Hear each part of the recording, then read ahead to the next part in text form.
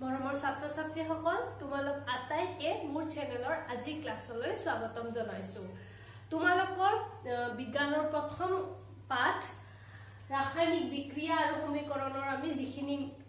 পাঠৰ ভিতৰ আলোচনা সেইখিনি ইয়াৰ আগৰ ক্লাছত শেষ হৈছে। আজি আমি অনুশীলনী আৰম্ভ কৰিম। অনুশীলনী 1 2 3 এই প্ৰশ্নকেইটা মাল্টিপল চইচ কোৱেশ্চন, গতিকে সেইকেইটা আমি ডাইৰেক্ট কিতাপৰ পৰা আলোচনা কৰিম। আমি আলোচনা কৰো। তো তোমালোকৰ 1 নম্বৰ প্ৰশ্নটো চোৱা। ইয়াতে সমীকৰণ বিক্ৰিয়াটোত কি আছে? লেড অক্সাইড যোগ কাৰ্বন বিক্ৰিয়া হৈ পেলাই কি উৎপন্ন কৰিছে? অকল লেড আৰু কাৰ্বন ডাই অক্সাইড। তো ইয়াৰে কি হৈছে? ইয়াতে লেড অক্সাইড আছিলে PbO, এই PbOৰ পৰা অক্সিজেনটো ওলাই গৈ পেলাই ইয়াতে অকল লেড বাকি ৰৈছে। আৰু ইয়াতে চোৱা, ইয়াতে কাৰ্বন আছিলে, এই কাৰ্বনটোৰ লগত অক্সিজেনটো গৈ লগ লাগিছে। তাৰ মানে আমি জাৰণ আৰু বিজাৰণত কি পঢ়িছিলো? যদি কিবা মৌলৰ পৰা অক্সিজেন ওলাই যায় সেইটো আমি কি কম? বিজাৰিত হৈছে। আৰু যদি কিবা মৌলত অক্সিজেন আহি সোমায় তেতিয়াহ'লে আমি কি কম? জাৰণ হৈছে। তো তোমালোকে এই কুৱেশ্যনটো চোৱা। ইয়াতে PbO লেড অক্সাইডৰ পৰা অক্সিজেন ওলাই গৈ পেলাই কি হৈছে? লেড হৈছে। গতিকে এইটো কি হ'ব? লেড অক্সাইড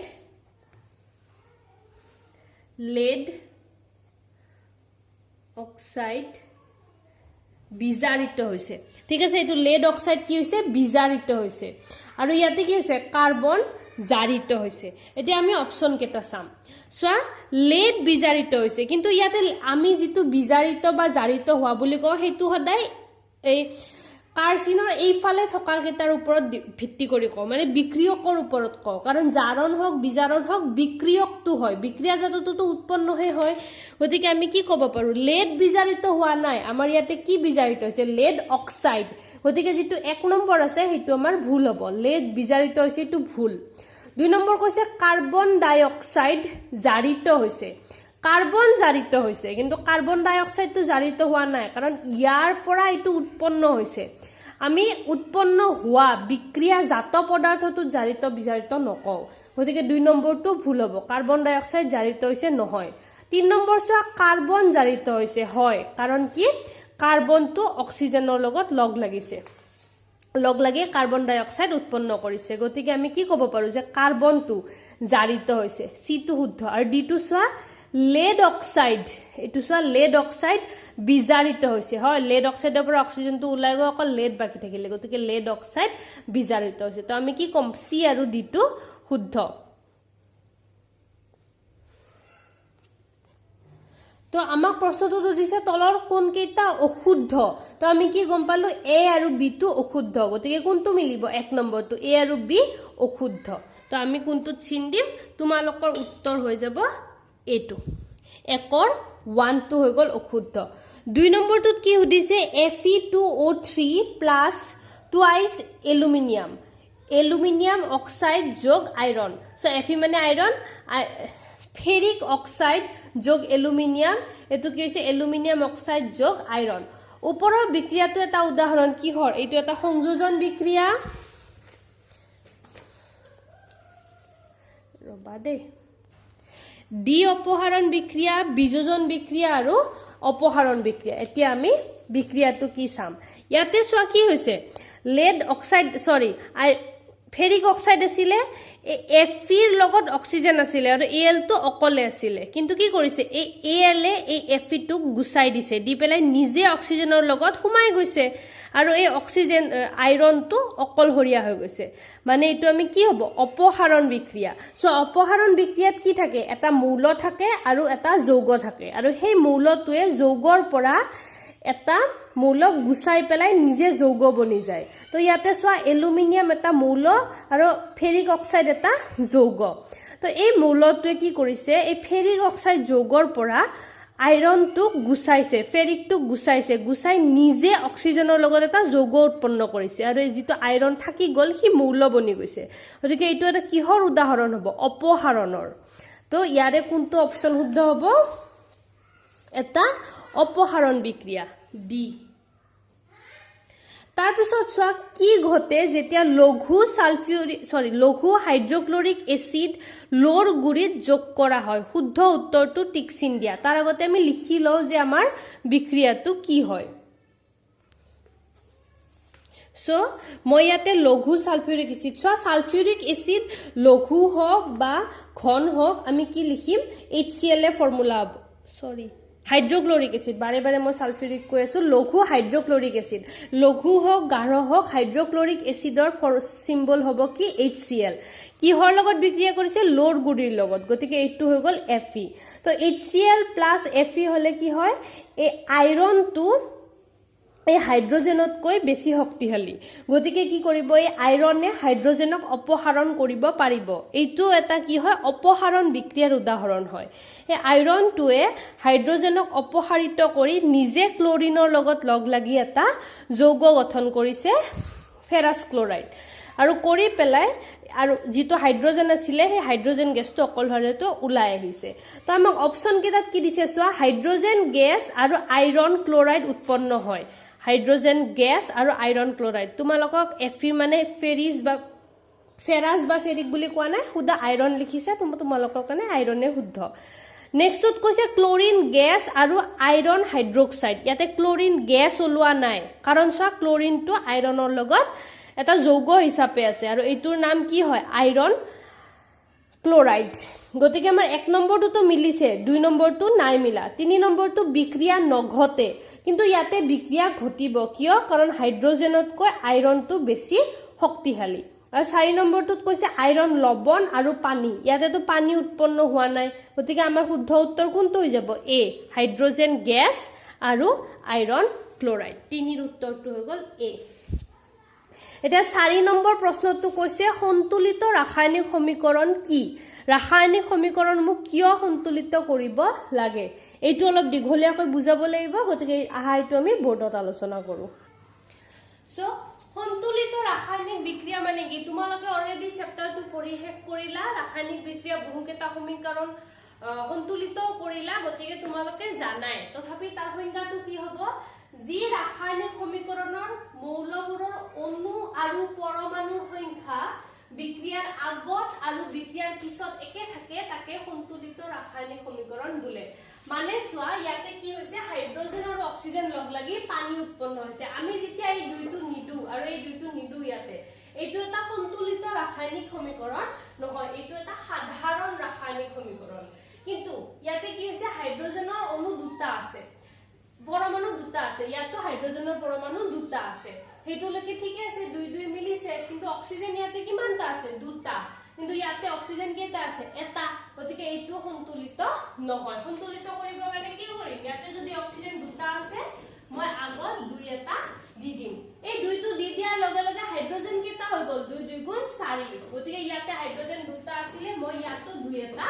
দি দিম দি দিয়াৰ লগে লগে কি হৈ গল হাইড্ৰোজেন 4টা হাইড্ৰোজেন 4টা অক্সিজেন দুটা অক্সিজেন দুটা যেতিয়া এটা ৰাসায়নিক সমীকৰণৰ এই কাৰ্চিনডালৰ এইফালে আৰু কাৰ্চিনডালৰ সেইফালে যিবোৰ মৌল থাকে এই হাইড্ৰোজেন এটা মৌল অক্সিজেন এটা মৌল ইয়াতে পানী এটো পানীৰ এটা যৌগ এই পানীৰ যৌগটোত কি মৌল আছে হাইড্ৰোজেন আৰু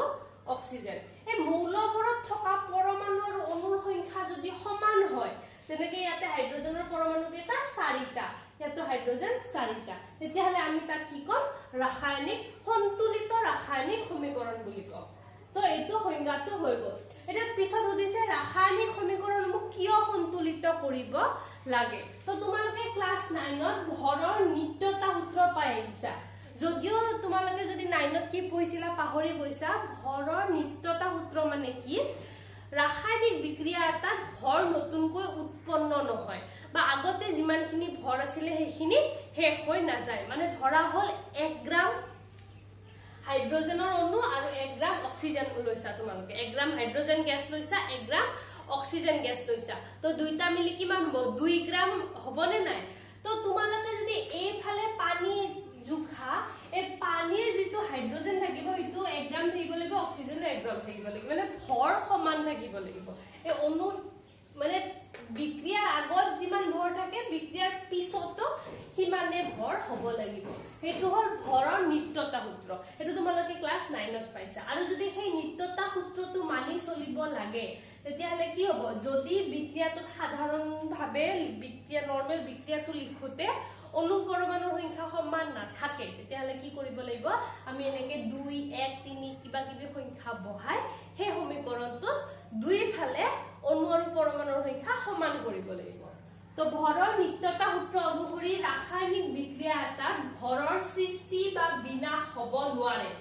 অৰ্থাৎ ৰাসায়নিক বিক্ৰিয়া এটাত বিক্ৰিয়াজাত পদাৰ্থৰ মৌলবোৰৰ মুঠ ভৰ বিক্ৰিয়াজাত পদাৰ্থ ইয়াতে বিক্ৰিয়াজাত কি আছে হাইড্ৰোজেন আৰু অক্সিজেন তো হাইড্ৰোজেন আৰু অক্সিজেনৰ পদাৰ্থৰ মুঠ ভৰ সমান বিক্ৰিয়কৰ মৌলবোৰৰ মুঠ ভৰৰ সমান হ'ব লাগিব গোটেই যৌগটোৰ ভৰৰ কথা ইয়াতে নাহে ইয়াতে হাইড্ৰোজেনৰ মুঠ ভৰ কিমান অক্সিজেনৰ মুঠ ভৰ কিমান সমান বিক্ৰিয়াৰ পিছত এই যে পানী হল এই পানীৰ হাইড্ৰোজেনৰ মুঠ ভৰ আৰু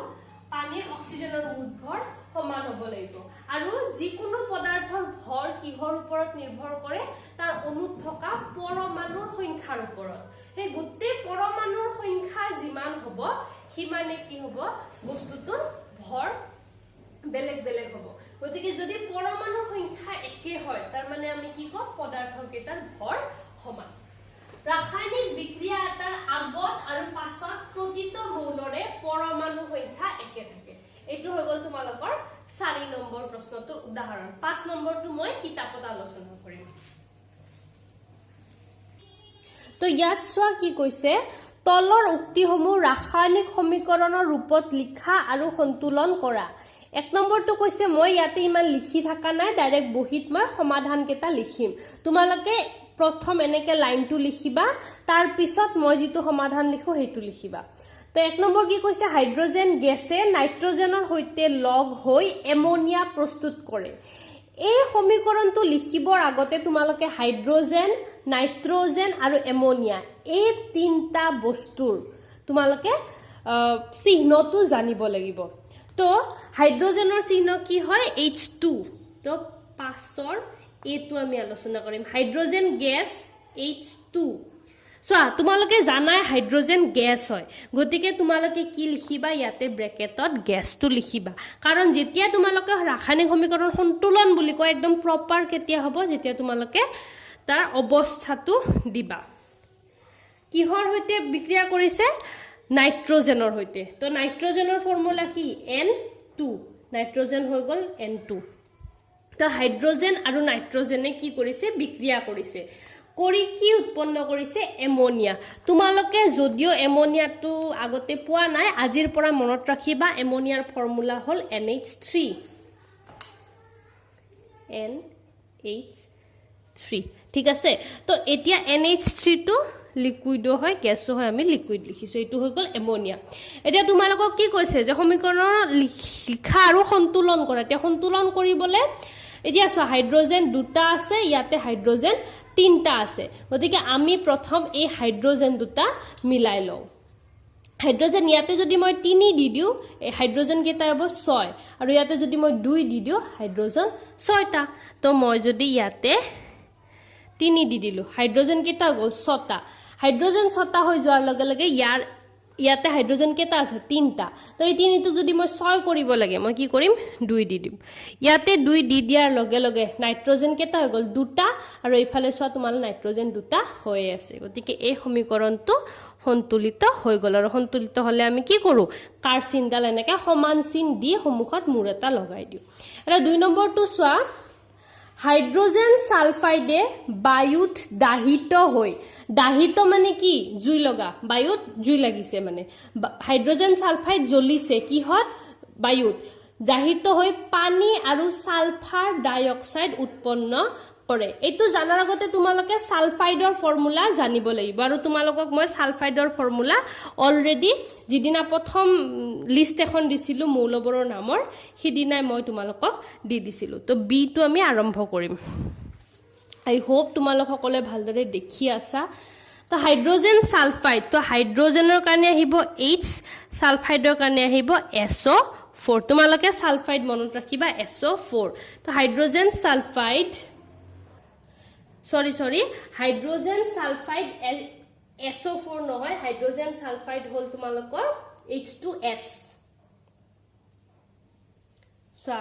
মোৰে ভুল হৈ যায় তো হাইড্ৰোজেন সালফাইড হৈ গল তোমালোকৰ H2S সালফাইড সালফাৰৰ পৰা সালফাইড শব্দটো আহিছে সালফাৰৰ ফৰ্মুলা S আৰু হাইড্ৰোজেন H কিন্তু সালফাৰৰ কি হয় যোজ্যতা 2 আৰু হাইড্ৰোজেনৰ যোজ্যতা 1 গতিকে ফৰ্মুলাটো কি বনিব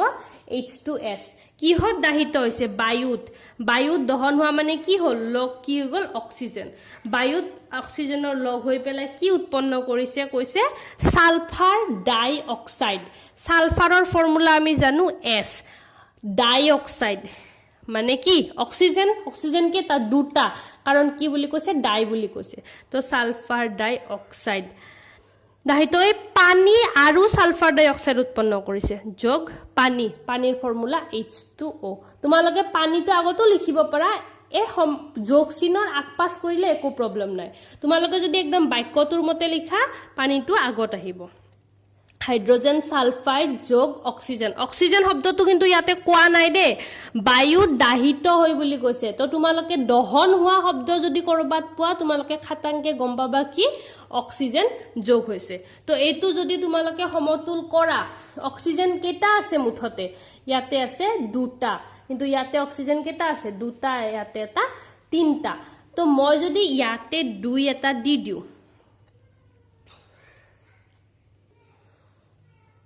তো মই যদি ইয়াতে 2 এটা দি দিও অক্সিজেন কেটা হৈ যাব 4টা কিন্তু ইয়াতে তেতিয়া অক্সিজেন কেটা হ'ব দুটা তিনটা তো ডাইৰেক্ট মই ইয়াতে 2 দিব নোৱাৰো আগত মই কি কৰো ইয়াতে 2 এটা দি দিও তো কাৰণ চোৱা তোমালোকে এটা কথা সদায় মনত ৰাখিবা বিক্ৰিয়া আৰু বিক্ৰিয়া জাতত যদি কোনবাটো যুগ্ম কোনবাটো অযুগ্ম থাকে যেটো অযুগ্ম থাকে হেতুক যুগ্ম কৰি লবা হেতুক যুগ্ম কৰি লৈহে পিছত মিলাব চেষ্টা কৰিবা নহলে যুগ্ম আৰু অযুগ্মক তোমালোকে যিকোনো এটা সাইডত মিলালে মিলাব নোৱাৰা অযুগ্মটোক পাৰা পৰ্যন্ত যুগ্ম কৰিবলৈ চেষ্টা কৰিবা তো ইয়াতে 2 দি দিয়াৰ লগে লগে অক্সিজেন কেটা হৈ গল 4টা ইয়াতে দুটা আৰু ইয়াতে দুটা তো অক্সিজেন 4টা হৈ গল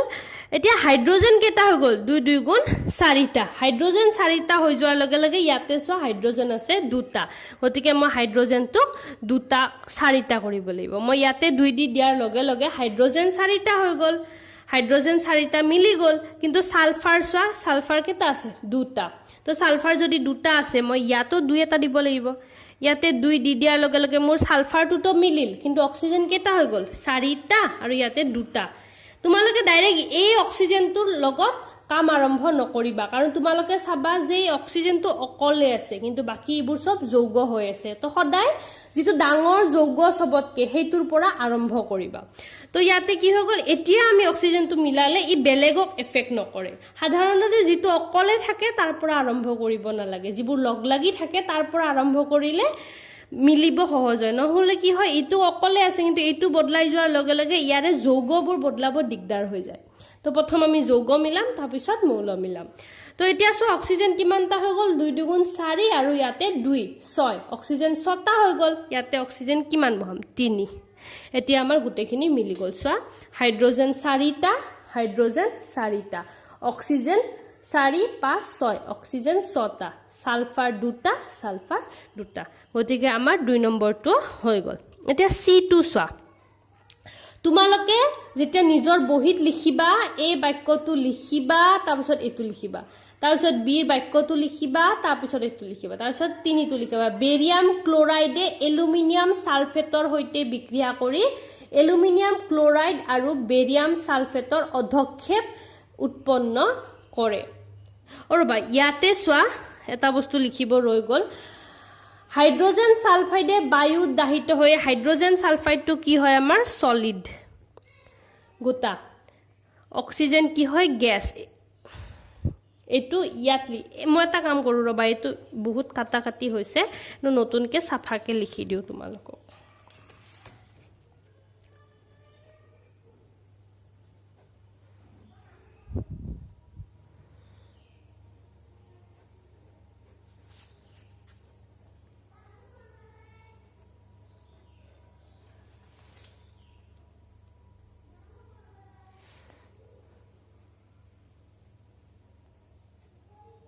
লিকুইড তো এটো মানে এই সলিড গ্যাস লিকুইড খিনি আমি লিখিব লাগিব এতিয়া এটো বি C2 সোৱা সি টুত কি কৈছে ৰবা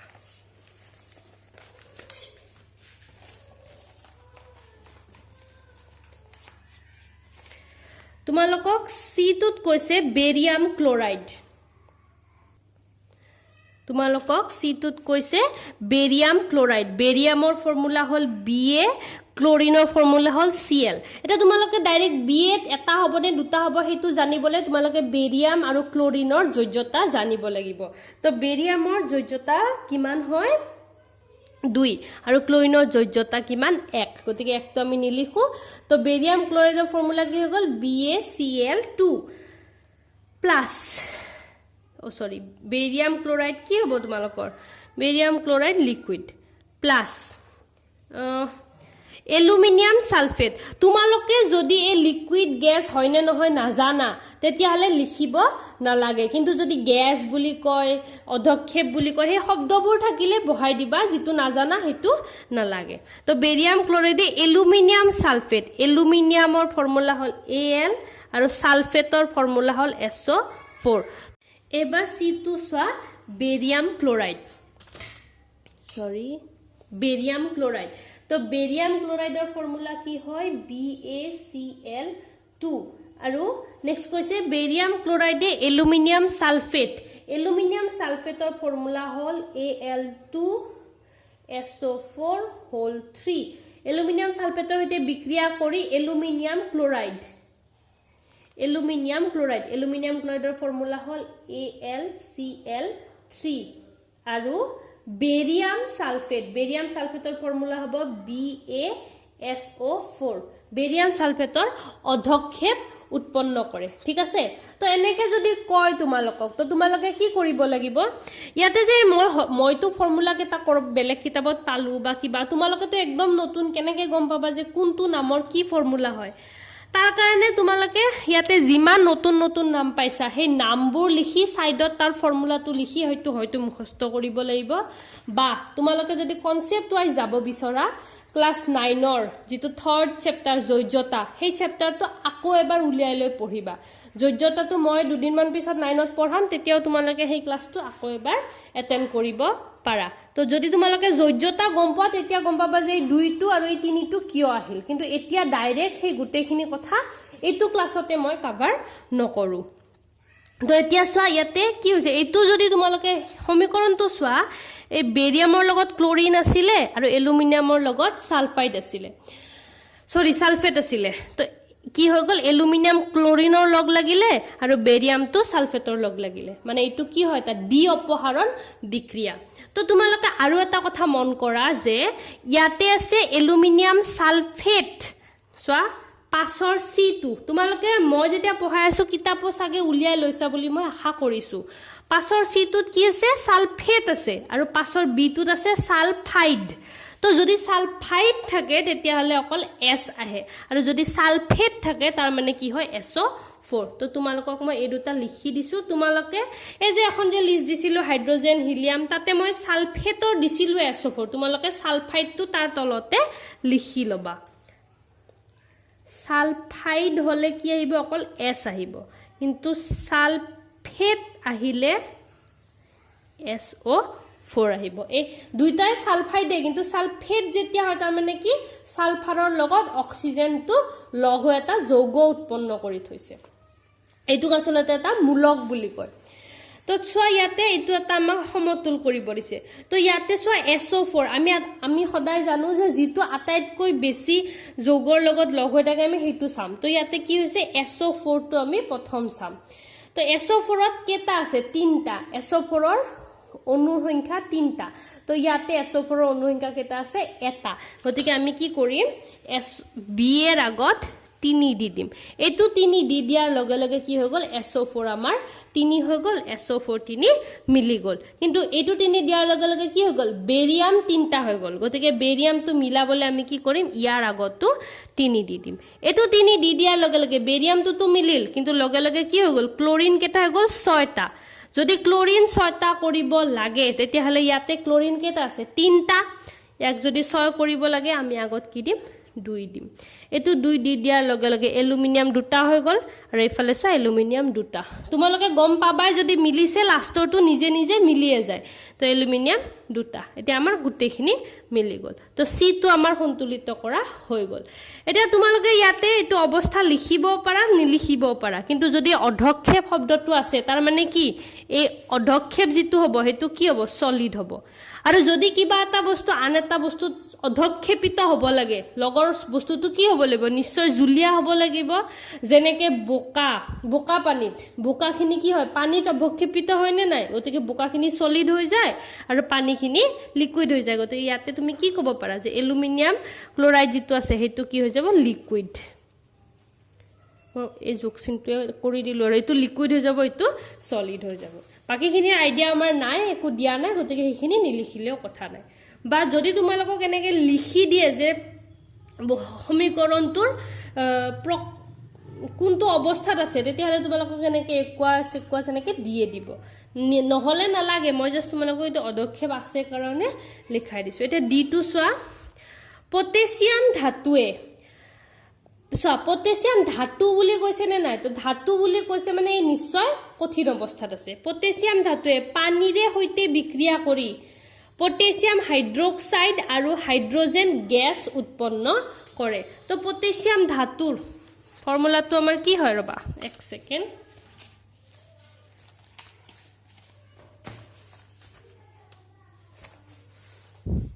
আই হোপ সকলোৱে দেখি আছা ভালদৰে তো পটাছিয়াম পাছৰ D2 পটাছিয়াম ধাতু মানে অকল পটাছিয়াম তো পটাছিয়ামৰ ফৰ্মুলা কি K প্লাস পটাছিয়ামে কিহৰ লগত লগ লাগিছে পানীৰ হৈতে বিক্ৰিয়া কৰি H2O পটাছিয়ামে পানীৰ হৈতে বিক্ৰিয়া কৰি কি উৎপন্ন কৰিছে পটাছিয়াম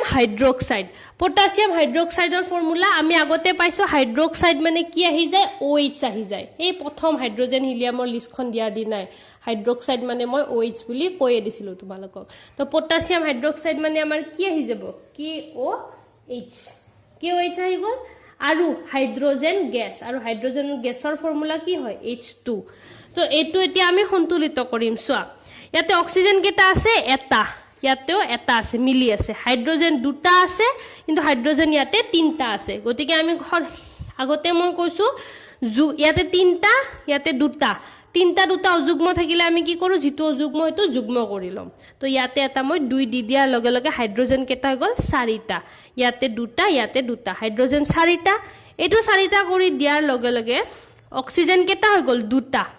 তো ইয়াতে যদি মই 2 এটা দি দিও হাইড্ৰোজেন 4টা মিলি গল অক্সিজেন দুটা মিলি গল কে কেটা আছে দুটা 2 সো কে দুটা হৈ গল হাইড্ৰোজেন 4টা অক্সিজেন দুটা আমাৰ এটো সন্তুলিত হৈ গল তো পাছৰ ABCD টো ইমানতে শেষ হল ইয়াৰ পিছত আমি 6 নম্বৰটো আলোচনা কৰিম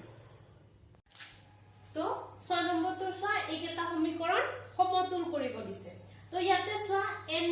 n কেটা আছে এটা ইয়াতে n কেটা আছে দুটা তোমালোকে n টো চাব পাৰা টোটাল NO3 চাব পাৰা এটা এটাকে চালে একে হ'ব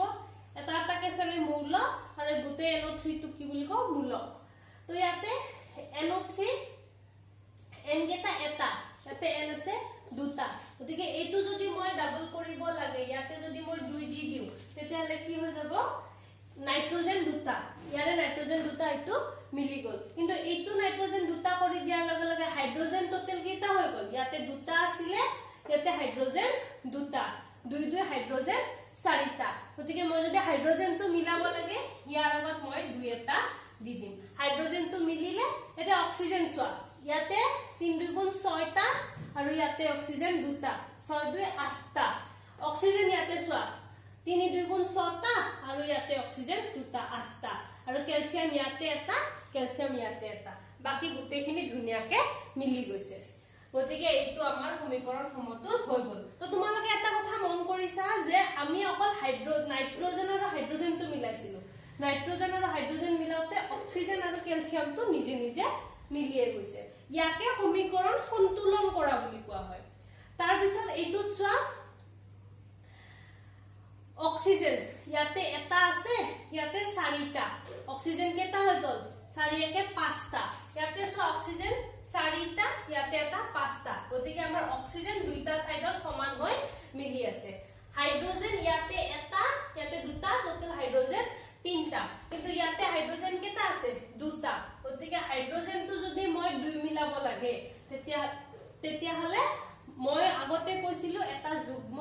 যুগ্ম থাকিলে যেটো যুগ্ম থাকে এটো যুগ্ম কৰি লও তাৰ উপৰি ইয়াতে সোডিয়াম এটা আছে ইয়াতে সোডিয়াম দুটা আছে গতিকে আমি যুগ্ম কৰি সোডিয়ামটো মিলাম সোডিয়াম দুটা হৈ গল সোডিয়াম দুটা মিলি গল অক্সিজেন দুটা দুই আৰু ইয়াতে চাৰিটা ছটা তো ইয়াতে অক্সিজেন চাৰিকে পাঁচটা হৈ আছে ইয়াতে যদি মই দুই এটা দি দিও অক্সিজেন চাৰিটা আৰু ইয়াতে দুটা অক্সিজেন ছয়টা ইয়াতে অক্সিজেন 2 যোগ 4 6 হাইড্ৰোজেন সোয়া ইয়াতে দুটা চাৰিটা হাইড্ৰোজেন ধুনিয়াকে চাৰিটা মিলি আছে সালফাৰ এটা তো গুটেটো মিলি গল গুটেটো মিলিলে আমি কি কৰিম কাৰ্বনডাল সমান কৰি দিম এতিয়া সোয়া এটো কি সমীকৰণ এটো কি বিক্ৰিয়া সোডিয়াম ক্লোৰিনৰ লগত মিলি সোডিয়াম ক্লোৰাইড আৰু সিলভাৰ নাইট্ৰেট ইয়াতে হৈ গৈছে সিলভাৰ ক্লোৰাইড আৰু সোডিয়াম নাইট্ৰেট এটো ডি অপহাৰৰ বিক্ৰিয়া ইয়াতে সোয়া গুটেখিনি মিলি আছে সোডিয়াম এটা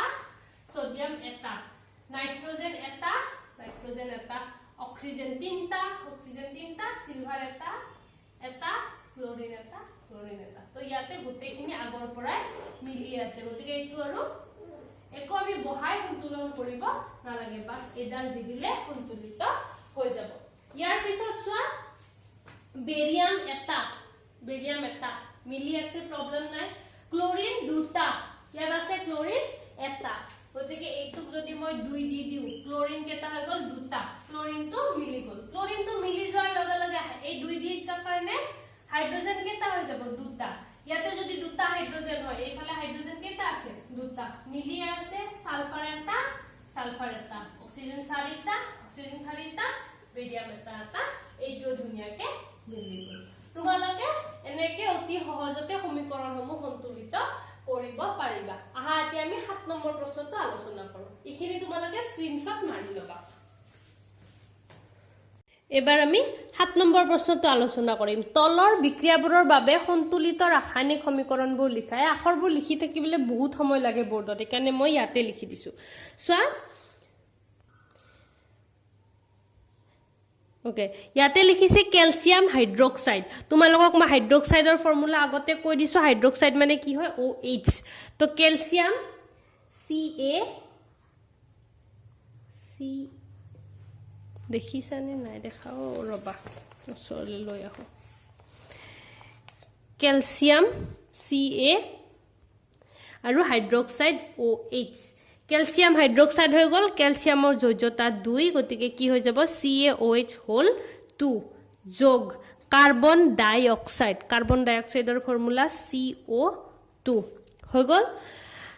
কি উৎপন্ন কৰিছে ক্যালসিয়াম কাৰ্বনেট তোমালোকক মই কাৰ্বনেট মানেও কৈ দিছিলো ক্যালসিয়ামৰ কাৰণে Ca আহিব কাৰ্বনেটৰ কাৰণে আহিব CaCO3 যোগ পানীৰ ফৰ্মুলা কি হয় H2O তো তোমালোকে ফৰ্মুলাবোৰ জানিব লাগিব ক্যালসিয়াম হাইড্ৰক্সাইডৰ CaOH হোল 2 প্লাস কাৰ্বন ডাই অক্সাইডৰ CO2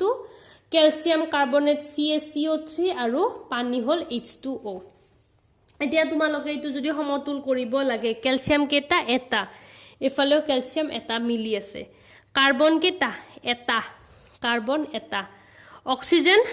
দুটা আৰু ইয়াতে দুটা চাৰিটা ইয়াতে অক্সিজেন সোয়া 3 1 4 মিলি আছে হাইড্ৰোজেন দুটা গতিকে এইটো অলৰেডি সমতুল হৈ আছে আমি আৰু একো কৰিব লগিয়া নাই ইয়াৰ পিছৰটো সোয়া জিংকৰ ফৰ্মুলা হল Zn জিংক হৈ গল প্লাস সিলভাৰ নাইট্ৰেট তোমালোকে সিলভাৰৰ ফৰ্মুলা মনত আছে সিলভাৰ হৈ গল আমাৰ কি Ag আৰু নাইট্ৰেটৰ হল NO3 দুইটাৰে এক যোজ্যতা আমি লিখিব না লাগে AgNO3 তাৰছত কি হৈ গল জিংক নাইট্ৰেট হলে জিংকৰ কাৰণে Zn আহিব নাইট্ৰেটৰ কাৰণে NO3 কিন্তু ইয়াতে কি হৈ যাব NO3 whole 2 not 3 2 De NO3 হল 2 ইয়াতে জিংকৰ যোজ্যতা 2 আৰু NO3 যোজ্যতা আমি 1 বুলি আগতে কৈছিলো জিংক নাইট্ৰেট আৰু যোগ কি হ'ব সিলভাৰ AG এটো কিহৰ উদাহৰণ এটো এটা অপহৰণ বিক্ৰিয়া সোৱা জিংকে সিলভাৰক অপহৰিত কৰি নিজে যৌগটোত সোমাই গৈছে আৰু সিলভাৰটো অকলহৰীয়া মূল্য হিচাপে ওলাই গৈছে এটা এটো আমি কি কৰিব লাগিব সমতুল কৰিব লাগিব n কেটা আছে ইয়াতে এটা আছে ইয়াতে n আছে দুটা গতিকে কি কৰিম সিলভাৰ নাইট্ৰেটৰ আগত মই 2 এটা দি দিম এটো 2 দি দিলু তো তোমালোকে বহুতে এটা কাম কৰিছা যে এই AgNO3 এনেকে যদি দুভাগ হৈ থাকে মাজতে 2 এটা ভৰাই দিছা NO3 দুটা আছে গতিকে ইয়াৰে মাজত 2 ভৰাইছা হেতু কেতিয়াও নোৱাৰা কৰিব তোমালোকে সদায় মনত ৰাখিবা এটা যৌগৰ আগত হে নাম্বাৰ বহিব যৌগৰ মাজত কাখত তলত কেতিয়াও বহিব নোৱাৰে গতিকে কি হৈ গল NO3 এই গোটে NO3 টো ধৰিব পাৰা বা N টো ধৰিব পাৰা N কেটা হৈ গল দুটা ইয়াতে N কেটা হৈ গল দুটা অক্সিজেন কেটা 3 2 গুণ 6 টা অক্সিজেন কেটা 3 2 গুণ 6 টা গতিকে NO3 দুটা আমাৰ মিলি গল তে এইটো 2 কৰি দিয়াৰ লগে লগে AgO কি হ'ব লাগিব কাৰণ এইটো 2 কৰাৰ লগে লগে সিলভাৰো দুটা হৈ গল গতিকে এইফালে যেটো সিলভাৰ আছে হেইটো আমাৰ কি হৈ যাব 2 বাকি জিংক এটা মিলি আছে এতিয়া সো এলুমিনিয়াম যোগ কপাৰ ক্লোৰাইড এলুমিনিয়ামৰ ফৰ্মুলা হল Al যোগ কপাৰ ক্লোৰাইড CuCl2 কপাৰৰ যোজ্যতা 2 ক্লোৰিনৰ যোজ্যতা 1 গতিকে CuCl2 জিতুৰ যোজ্যতা এটো তাৰ বেলেগটোৰ কাখত লিখা থাকে মানে কপাৰৰ যোজ্যতা ক্লোৰিনৰ পিছপিনে লিখিম আৰু ক্লোৰিনৰ যোজ্যতা কপাৰৰ পিছপিনে লিখিম তো CuCl2 লগ লাগি কি হৈছে এলুমিনিয়াম ক্লোৰাইড ইয়াৰ আগতেও পাইছা AlCl3 এলুমিনিয়ামৰ 3 কপাৰৰ 1 সৰি ক্লোৰিনৰ 1 যোগ কপাৰ Cu এতিয়া যদি আমি ইয়াক সমতুল কৰিব লাগে সোৱা ক্লোৰিন কেটা আছে দুটা ইয়াতে ক্লোৰিন আছে তিনটা গতিকে আমি কি কৰিম এইটো ইয়াৰ আগত 3 দিম ক্লোৰিন কেটা গল 6টা ইয়াৰ আগত 2 দিম কাৰণ এটা যুগ্ম থাকিলে আমি কি কৰো দুইটাকে যুগ্ম কৰিবলৈ চেষ্টা কৰো তো ক্লোৰিন কেটা হৈ গল 3 2 গুণ 6টা ক্লোৰিন 2 3 গুণ 6টা ক্লোৰিন হৈ গল ক্লোৰিন তো 6টা কৰাৰ লগে লগে এলুমিনিয়াম আৰু কপাৰ বদলি গল এলুমিনিয়াম দুটা হৈ গল গতিকে মই এলুমিনিয়াম কি কৰিম 2 দি দিম আৰু কপাৰৰ 3 কপাৰ ক্লোৰাইডৰ 3 দিয়াৰ লগে কপাৰ 3টা হৈ গল গতিকে ইয়াতে যেটো কপাৰ আছে হেতু 3 হৈ যাব এটো হৈ গল আৰু এটো সমতুল হৈছে সিন্ডাল দিবা সমতুল হৈছে ডাবল চিড আহি যাব এতিয়া সব বেৰিয়াম ক্লোৰাইডৰ ফৰ্মুলা হল BaCl2 যোগ পটাছিয়াম সালফেট পটাছিয়ামৰ ফৰ্মুলা K সালফেটৰ ফৰ্মুলা SO4 সালফেটৰ যোজ্যতা 2 K2SO4 প্ৰডিউস কি কৰিছে বেৰিয়াম সালফেট BaSO4 দুইটাৰে যোজ্যতা 2 2 কাট খাই গল যোগ পটাছিয়াম ক্লোৰাইড KCl সবৰে যোজ্যতা 1 1 গতিকে একো নাই এতিয়া আমি ইয়াকে সমতুল কৰিব লাগে সমতুল কৰিবলে বেৰিয়াম এটা একো প্ৰবলেম নাই SO4 কেটা আছে এটা SO4 এটা মিলি আছে কিন্তু সোৱা ইয়াতে পটাছিয়াম আছে দুটা কিন্তু ইয়াতে পটাছিয়াম আছে এটা গতিকে এটো মিলাবলে মই কি কৰিম ইয়াতে পটাছিয়াম ক্লোৰাইডৰ আগত 2 দি দিলো এটো দি দিয়াৰ লগে লগে ক্লোৰিন কেটা গল দুটা আৰু ক্লোৰিন ইয়াতে দুটা আছে আমাৰ মিলি গল গতিকে এটো এটা সন্তুলন কৰা হৈ গল এটো হৈ গল তোমালোকৰ প্ৰশ্ন 7 তো 8 নম্বৰটো কি কৈছে তলত দিয়াবোৰৰ বাবে সন্তুলিত ৰাসায়নিক সমীকৰণ লিখা আৰু প্ৰতিটো কোন প্ৰকাৰৰ চিনাক্ত কৰা ইয়ালৈকে তো আমি 6 নম্বৰ কৰিছোৱে এতিয়া কোনটো প্ৰকাৰ মানে এটো সংযোজন হ'ব বিযোজন হ'ব অপহৰণে দি অপহৰণ হেতু লিখিব লাগিব তো পটাছিয়াম ব্ৰোমাইড পটাছিয়ামৰ ফৰ্মুলা কি হয় KBr পটাছিয়াম ব্ৰোমাইড KBr যোগ barium iodide barium BaI barium iodide BaI2 produce কি কৰিছে potassium iodide Ki potassium iodide Ki যোগ বেৰিয়াম ব্ৰোমাইড BA বেৰিয়াম ব্ৰোমাইডৰ BR আৰু 2 এইটো হৈ গ'ল আমাৰ ৰাসায়নিক সমীকৰণটো কিন্তু চোৱা একুৱাছ লিখা আছে তো হেকেটা আমি মাজত ভৰাই দিব লাগিব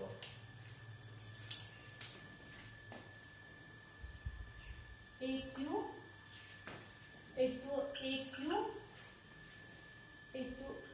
মোৰ নিচিনা এনেকে পিছত নিলিখিবা যেতিয়া লিখা একেলগে লিখি যাবা মই জাস্ট বেলেগ বেলেগ বস্তু কাৰণে তোমালোকক বুজিবৰ কাৰণে এক্সট্ৰাকে লিখিছো এতিয়া এইটো সন্তুলিত কৰিব লাগে চোৱা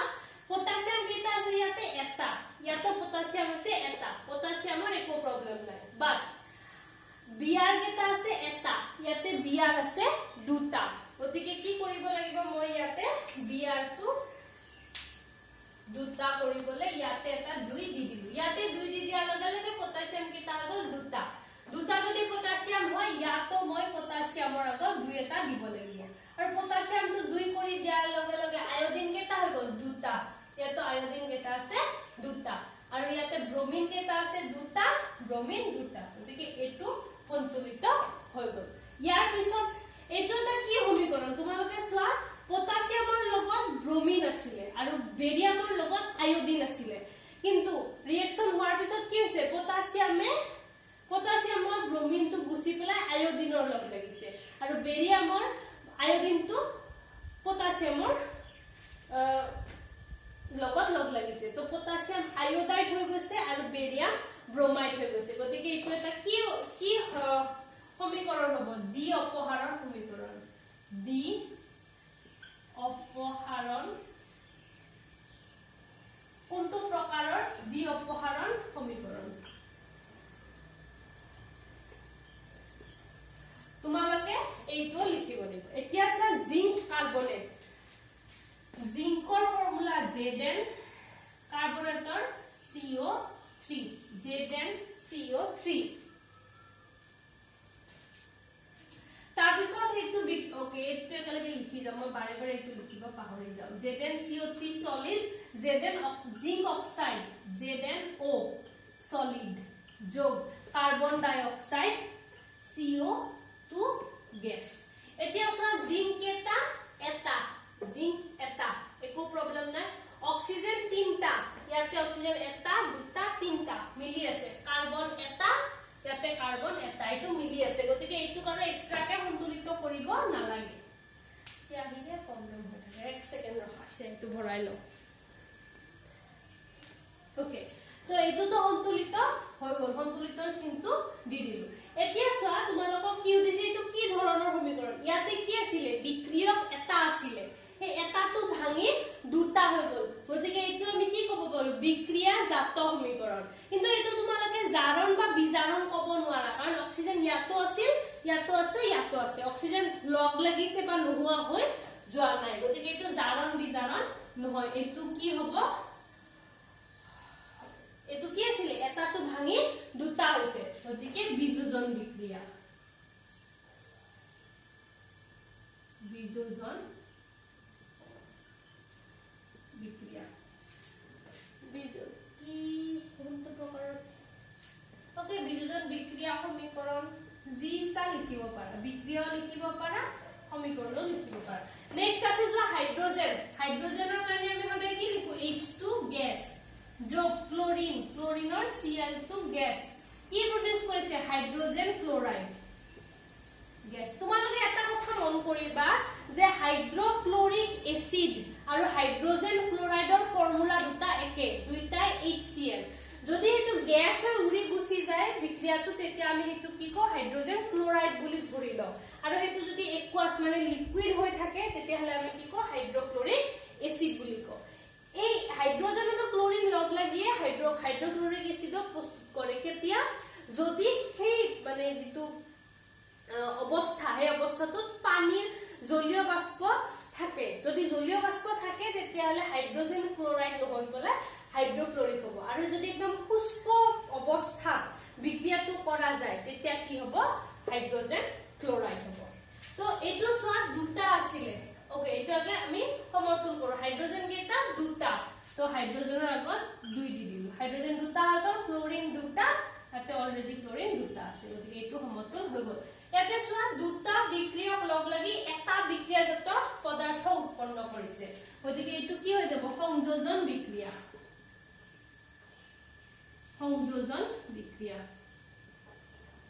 আৰু লাষ্ট অটো চাও এতিয়া আমি মেগনেছিয়ামৰ ফৰ্মুলা সিম্বল হৈ গ'ল Mg সলিড প্লাস দেখিছানে ওকে দেখি আছা মেগনেছিয়াম Mg সলিড যোগ হাইড্ৰোক্লোৰিক এসিড HCl তোমালোকে দুইটা মনত ৰাখিবা hydrogen chloride HCl hydrochloric acid HCl ইয়াতে magnesium chloride MgCl plus hydrogen H2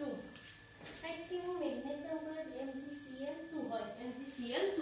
এইটো হৈ যায় MgCl2 হৈ গ'ল এতিয়া আমি এইটো সমতুল কৰিব লাগে মেগনেছিয়াম কিটা এটা মেগনেছিয়াম এটা একো প্ৰবলেম নাই বাট ইয়াতে ক্লোৰিন কিটা আছে এটা ইয়াতে ক্লোৰিন দুটা গতিকে আমি ইয়াৰ আগত দুই এটা দি দিলো ক্লোৰিন দুটা হৈ গ'ল ক্লোৰিন দুটা মিলি গ'ল হাইড্ৰোজেন দুটা হাইড্ৰোজেন দুটা মিলি আছে গতিকে এইটো সন্তুলিত হৈ গ'ল এটা সন্তুলিত হোৱাৰ পিছত এইটো কি ধৰণৰ সমীকৰণ চোৱা মেগনেছিয়াম এটা মৌল হাইড্ৰোক্লোৰিক এসিড এটা যৌগ এই মৌলটোৱে এই যৌগৰ পৰা হাইড্ৰোজেনটো গুছাই পেলাই নিজে যৌগটোত সোমাই গৈছে আৰু ইয়াৰ পৰা এইটো গুছাই এটা মৌল বনাইছে গতিকে কি হ'ব মৌলই যদি যৌগৰ এটা অংশ উলিয়াই দিয়ে সেইটো আমি কি কওঁ অপহৰণ বিক্ৰিয়া অপহৰণৰ প্ৰতিস্থাপন বুলি কয় অপহৰণ বা প্ৰতিস্থাপন বিক্ৰিয়া